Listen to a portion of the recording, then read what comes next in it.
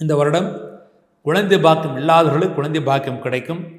ஆனால் 5ஆம் இடத்தில் ராகுவான் இருந்து சனிபவன் 6ஆம் இடத்தில் இருப்பதனால் கருவுற்ற பெண்கள் கண்டிப்பாக தூர பிரயாணங்களை தவிர்ப்பது நல்லது. உங்கள் ஊருக்குள்ளேயே பிரயாணம் செய்து கொள்ளலாம், ஆனால் தூரதேச பிரயாணங்களை தவிர்ப்பது நல்லது. மேலும் உங்கள் ராசிக்கு 5ஆம் இடத்தை குருடைய பார்வை இருப்பதனால் சிறு பிரச்சனையின் பேரிலே பூர்வ புண்ணிய சொத்துக்கள் கிடைக்கும்.